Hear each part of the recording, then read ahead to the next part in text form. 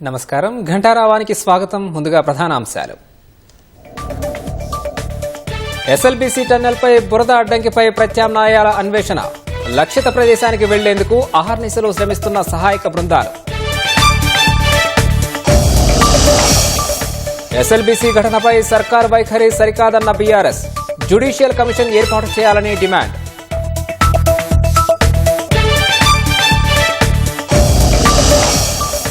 సహాయ చర్యలపై విమర్శలను తప్పుపట్టిన మంత్రి ఉత్తమ్. తమ హయాంలో ఏం జరిగిందో గుర్తు తెచ్చుకోవాలని సూచన.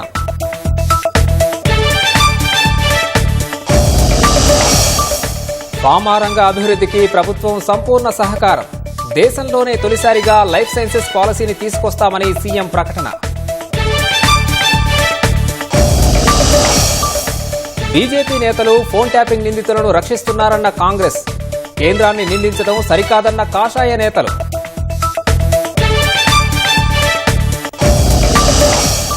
రాష్ట్రంలో ముగిసిన ఎమ్మెల్సీ ఎన్నికల ప్రచారం. 27న పోలింగ్, మార్చి 3న ఓట్ల లెక్కింపు.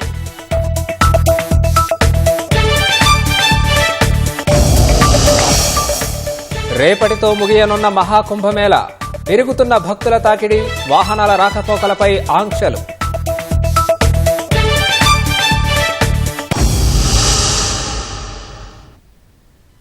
రాష్ట్రంలో ఫార్మా రంగం అభివృద్ధిని కొనసాగించడానికి ప్రభుత్వం సంపూర్ణ సహకారం అందిస్తుందని ముఖ్యమంత్రి రేవంత్ రెడ్డి తెలిపారు.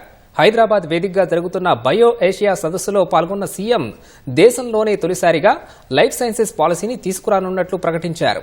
ఓఆర్ఆర్, RRR మధ్య ఫార్మా విలేజ్లను అభివృద్ధి చేస్తామని, ఫ్యూచర్ సిటీలో గ్రీన్ ఫార్మా సిటీ కీలకంగా మారబోతుందన్నారు. త్వరలోనే లైఫ్ సైన్సెస్ యూనివర్సిటీని ఏర్పాటు చేస్తామని ప్రభుత్వం వెల్లడించింది. బయో ఏషియా సదస్సు వేదికగా ప్రభుత్వం పలు కంపెనీలతో ఒప్పందాలు చేసుకుంది. హైదరాబాద్ హెచ్ఐసిసి వేదికగా ప్రతిష్టాత్మక బయో ఆసియా 2025 సదస్సును ముఖ్యమంత్రి రేవంత్ రెడ్డి ప్రారంభించారు. ఐటీ, పరిశ్రమల శాఖ మంత్రి శ్రీధర్ బాబు, ప్రభుత్వ ఉన్నతాధికారులు సహా ఫార్మా రంగానికి చెందిన దిగ్గజ కంపెనీల ప్రతినిధులు, నిపుణులు పాల్గొన్నారు. ఫార్మా రంగానికి చెందిన పలు మల్టీనేషనల్ కంపెనీలతో ప్రభుత్వం ఒప్పందాలు కుదుర్చుకుంది. Genome valley excellence award 2025, precision health research Singapore company executive director professor Patrick టాన్కు CM బహూకరించారు.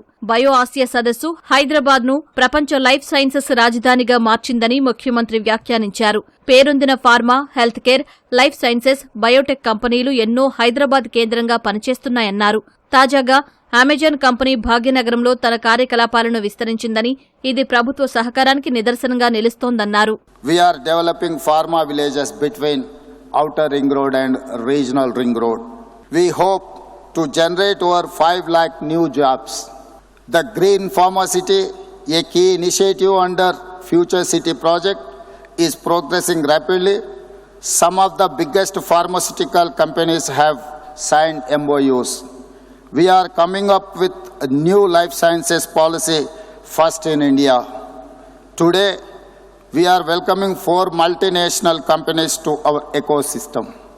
I also take this opportunity to congratulate Professor Patrick Tan and being conferred the Genome Valley Excellence Award.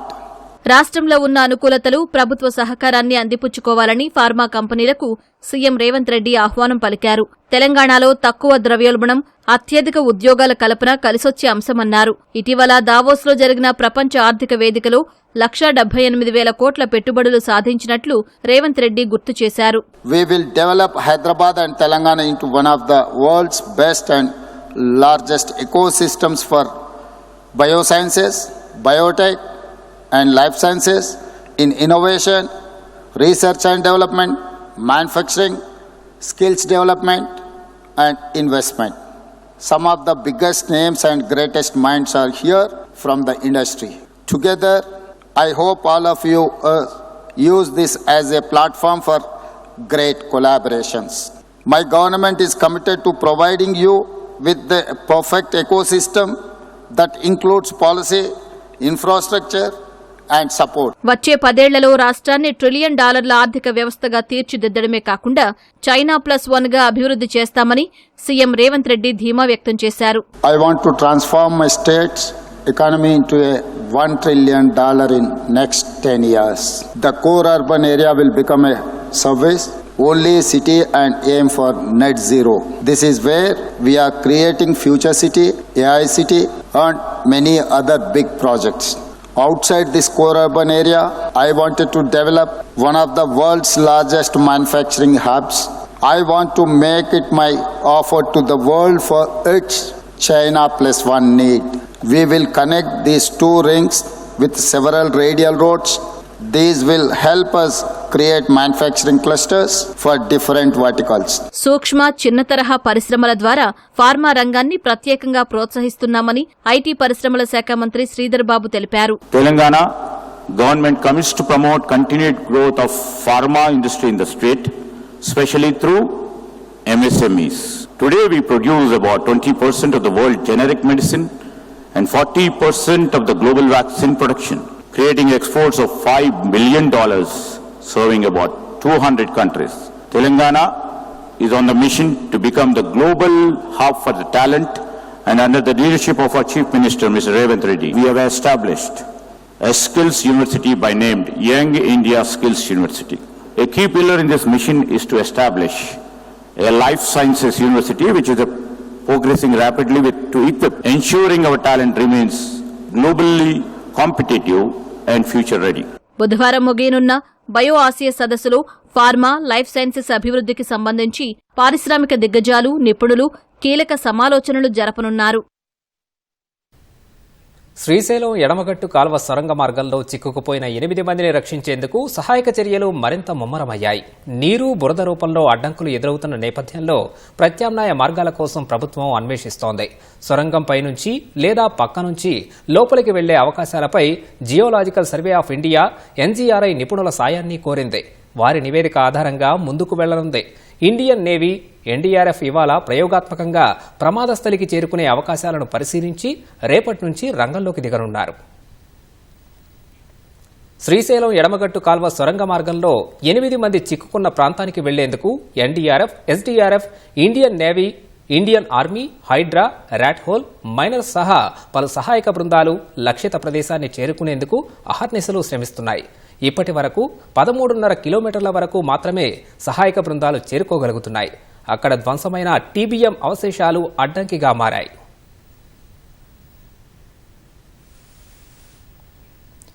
10 నుంచి 11.5 కిలోమీటర్ల వరకు 2 అడుగుల ఎత్తులో నీరుంది. TBM machine దాటిన తర్వాత 100 మీటర్ల మేర లోతైన బురద పేరుకుపోయి ఉంది. అక్కడ వరకు వెదురు బొంగులు, థర్మాకోల్ షీట్స్తో చేసిన ఫిషింగ్ బోట్లు ఉపయోగించి సహాయక బృందాలు వెళ్లగలుగుతున్నాయి. ఆ తర్వాత దట్టమైన బురద సుమారు 6-7 అడుగుల ఎత్తులో పేరుకుపోయి ఉంది. ఆ అడ్డంకిని దాటితేనే ప్రమాదానికి గురైన టీబీఎం ముందు భాగం, అందులో చిక్కుకుపోయిన 8 మందిని గుర్తించే అవకాశం ఉంది. అయితే ప్రాంతానికి సహాయక బృందాలు వెళ్లలేకపోతున్నాయి. పుషింగ్ కెమెరాలు, డ్రోన్లు, సిగ్నలింగ్ వ్యవస్థ ఎన్ని ఏర్పాట్లు చేసినా ఫలితాలు రావడం లేదు. 40 మీటర్ల బురదను దాటి టీబీఎం వరకు చేరుకోలేకపోయిన ర్యాట్ హోల్ మైనర్స్ ఎలాగైనా అక్కడకు చేరుకుంటామని ధీమా వ్యక్తం చేస్తున్నారు.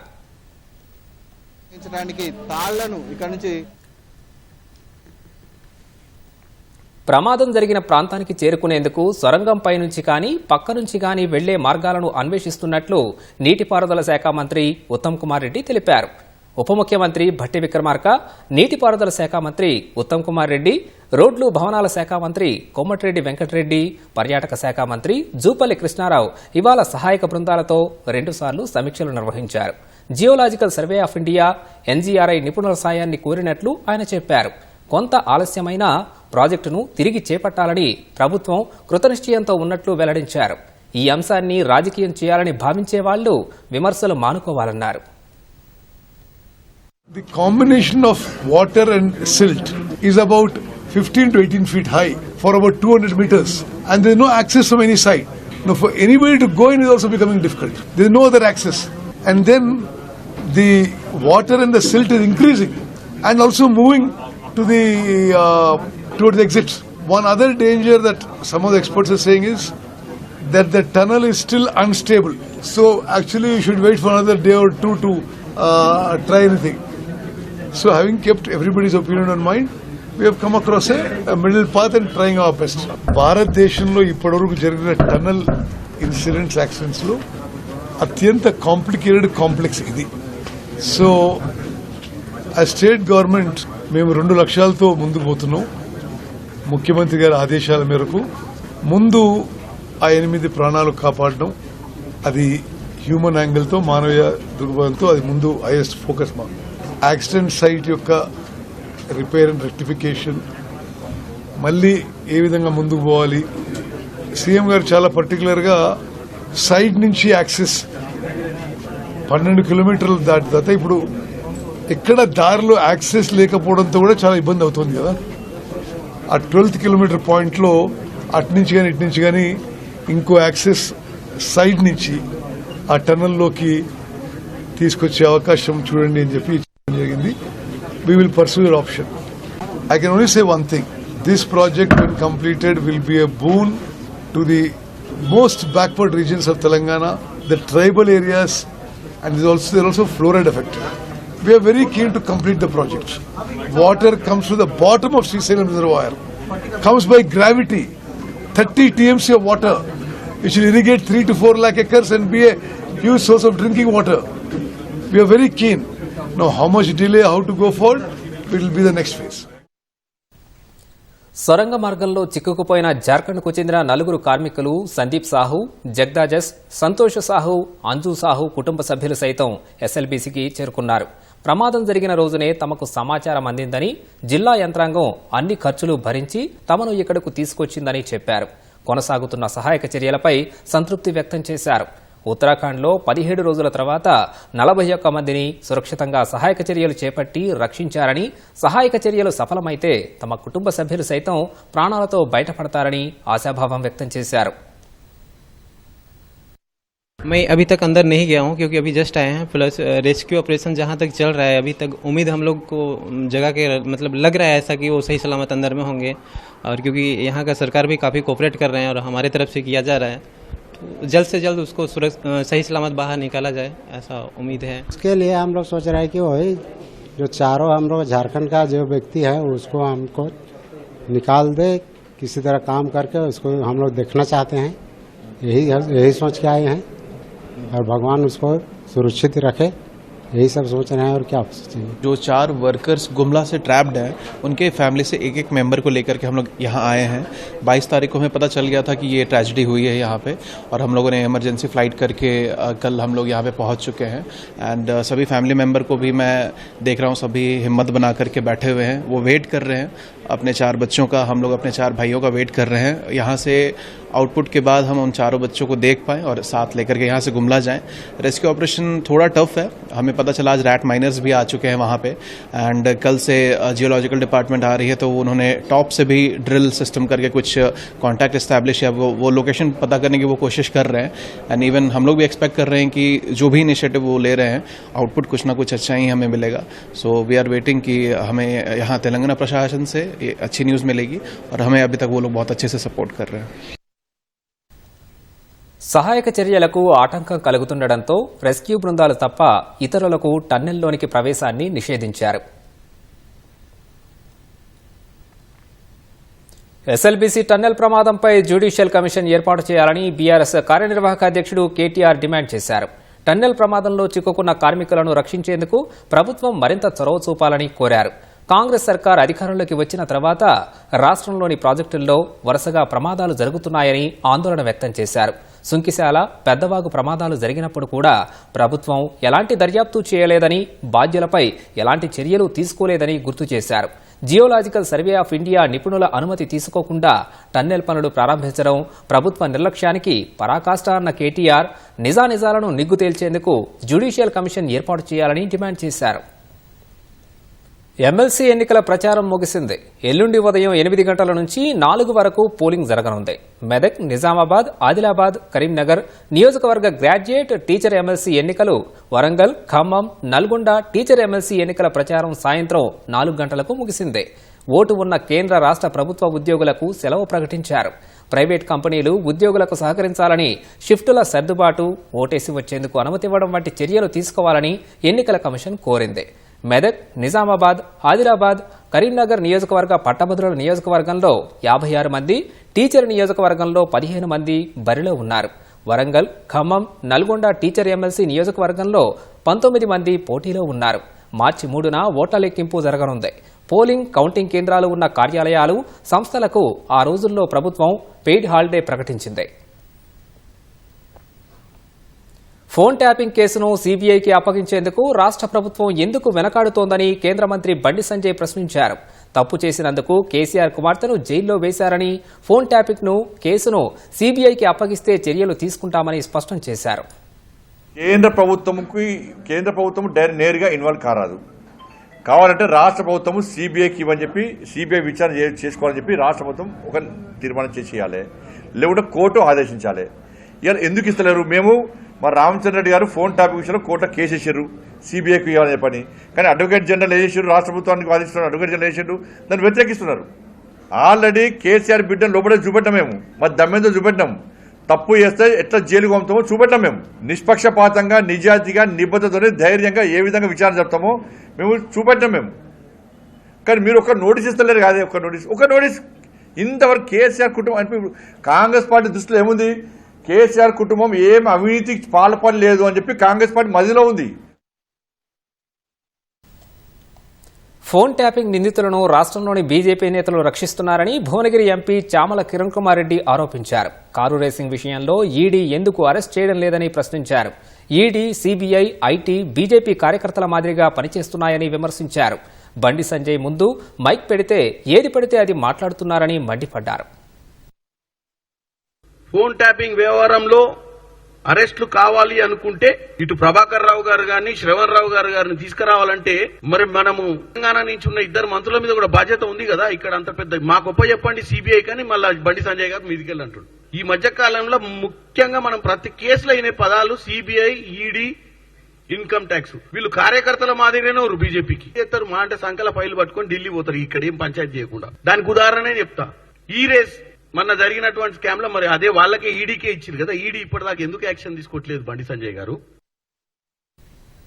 ఉత్తరప్రదేశ్ ప్రయాగ్రాజ్లో జరుగుతున్న మహాకుంభమేళా రేపటితో ముగియనుంది. చివరి రోజున పెద్ద సంఖ్యలో భక్తులు వస్తారనే అంచనాతో ఉత్తరప్రదేశ్ సర్కార్ పటిష్ట ఏర్పాట్లు చేసింది. చివరి ప్రత్యేక స్నానం మహాశివరాత్రి కలిసి రావడంతో దేశం నలుమూలల నుంచి భక్తులు వస్తారనే అంచనాతో ఏర్పాట్లు చేస్తోంది.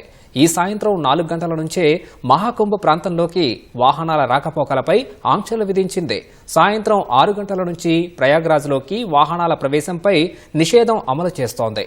పాలు, కూరగాయలు, ఔషధాలు, ఇంధనం తదితర నిత్యావసర వస్తువులు రవాణా చేసే వాహనాలకు మినహాయింపునిచ్చింది. త్రివేణి సంగమంలో పుణ్యస్నానాలు చేసేందుకు వచ్చే భక్తులు మార్గదర్శకాలు పాటించడం సహా అధికారులకు సహకరించాలని కుంభ పోలీసులు కోరారు.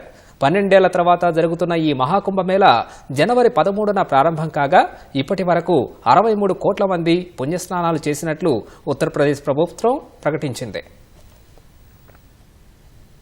భారత్లోనే తొలి హైపర్లూప్ ట్రాక్ను రైల్వే శాఖ మద్దతుతో ఐఐటి మద్రాస్ అభివృద్ధి చేసింది. 422 మీటర్ల పొడవుతో టెస్టింగ్ కోసం దీన్ని నిర్మించారు. హైపర్లూప్ టెస్ట్ ట్రాక్ దృశ్యాలను రైల్వే శాఖ మంత్రి అశ్విని వైష్ణవ్ ఎక్స్లో పంచుకున్నారు. ప్రభుత్వ విద్యా సంస్థల సహకారం భవిష్యత్ రవాణా ఆవిష్కరణలను వేగవంతం చేస్తోందని తెలిపారు. ప్రాజెక్టు కోసం ఐఐటి మద్రాస్కు రైల్వే శాఖ $3 మిలియన్ కేటాయించింది.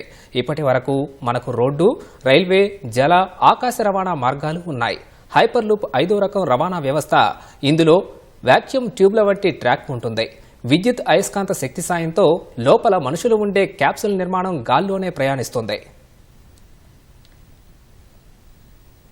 కాలిఫోర్నియా స్టార్టప్ అలీఫ్ ఏరోనాటిక్స్ ప్రదర్శించిన ఓ ఎగిరే కారు అమితంగా ఆకట్టుకుంటోంది. ఆ సంస్థ ఓ వ్యవసాయ క్షేత్రంలో కారును పైకి ఎగరవేసింది.